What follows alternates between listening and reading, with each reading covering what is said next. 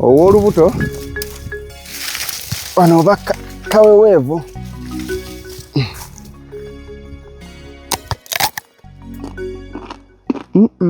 Ono sojjembe nkuguddeko oli ku bucungwa ssebo olya kati buwoomu.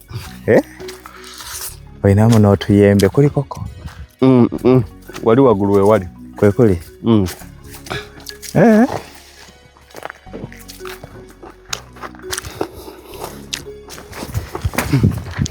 kwe buli ate mucungwa ogwa ddala.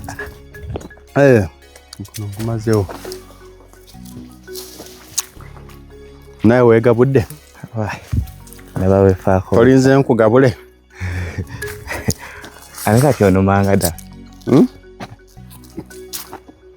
Naye nninnya ntuukayo. Ate bufumita. Kalina amaggwa naye kalima nja kukalya. Ogawidde?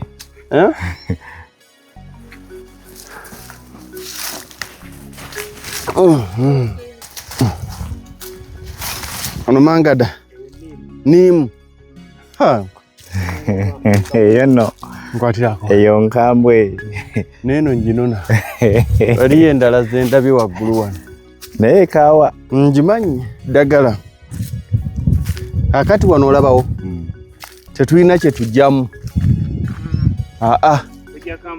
Kujjako makubo. Miyembe tukuweramu, mucungwa otandika olya nti girabe. Miyembe inengerako wali. Ojjangu nkulage. Gino micungwa ogiraba? Ate kwegiri. Ate gikuze nno.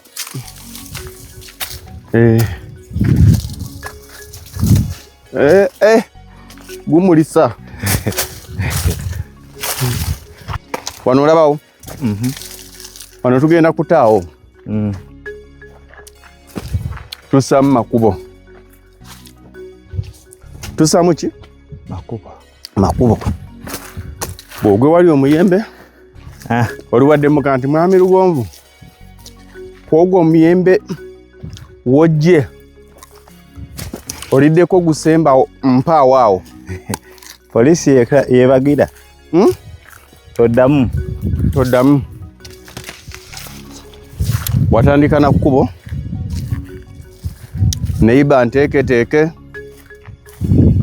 anti tuli mu sizoni yaagyo lwakuba gisumbuyibwa obuwuka yetaaga kufuuyirako oba. Naye bw'oba omanyi nti tookuume mucungwa gwange tookuume muyembe gwange ndeka gwesonyiwe. Byesonyiwe. Njagala oyo ng'ojja kukuuma akayembe kange. Kati wano manyi kyokola? Wogenda okuzimba woosala emiti olujja n'olekamu ekibala n'okireka mu lujja. Weebaka mu kayembe ogw'okugwira gw'olya.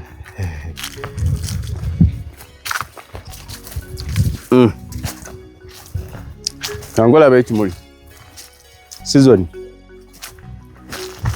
wano nno ate sigenda kuseerawo. Bwana Richard wano tubawe ku mmeka n'ekyapa kyakwo? Miliyoni 10. Abantu bange naawe leka anizenga bulabugabuzi. Renji ya wano eri mu mmeka? Renji ya wano 5 ku 10. Kumi n'ekyapa kamba sasulira akamu ekitundu oba were ku 8 kitundu obo si kulonda bulonda. N'ekyapa n'omuyembe n'omucungwa sikuta kulonda. Eno mukyala kitata ali wansi wali waliwo bemmanyi abantu bange babayita bamwangu yattenswa jangu nkuwe ku nnimu yazedda kwatiraho nawe ekyanga binyuma. Gino gyo kanogeko egisemba kubanga bwe nadda nga nkuguza ojja kumbuuza ononaki ku muniimu gwange kati kanjijjeko nga sinnagguza. Okyajjako? Sure. Maama nange ntunda mbyagala. Eddiini eragira kugira by'oyagala byewakoowa bite. Okalabye? Nkalaba. 10 abantu bange wagwana naye abantu bange mbamanyi bafuuka ba Luganda bafuuka ba Kika mulimu kye bayita okugwa mu ate nno waliwo guli gwe gusingako emingi kasooka endekeraawo ate oyo muleke ate ndi wano ntwalira mu gundi olwaya musaati eno okutte kiyembe eno bagamba nti olugoye olutaddemu amasanda eka giba miggo gino gikyali obwesonyiyo oba okkuse nakyo kigatteko era kantwaleyo akamu ewantu wano tuli Buwama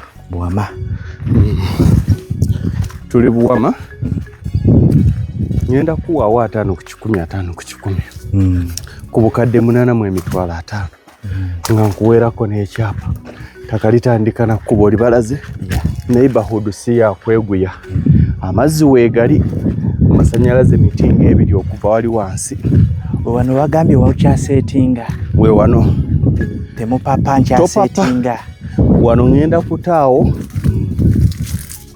omwezi guno nga guggwako oba October nga atandika kati waliwo wagamba nze mami Lugonvu wagira seetinga tugenda okugira ate kati beba madamu Juli batandise dda yaŋŋambye ebyo bigamba balala ebyaki mwami Lugonvu kumanyi ebyo bigambe balala nzigiraako ezange era ali wali ku kkubo ploti zeze 2 ya rabbi madamu Kitatta era naye ku kkubo wansi wali estate wetandikira wennyini awo wetuli kiki esigambye emiyembe mingi emicungwa mingi mulimu emicungwa mulimu emiyembe esimu ya office for consultation eri 0700 63 neera 63 esembyayo 37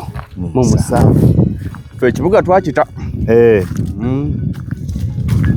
kasa twakkiriza nti ne Munyonyo bamwevumako bamuyitako nga ani asula Munyonyo bye bayita ani asula eyo ani asula eyo enkya mujja kubuuza baafunayo batya tombuulira ani asula eyo ate nno kulayisi nti ekiki nti owaye nkusiibudde ndeka ndi akayembe kankutadde nze kambalambuza akantu bakalabe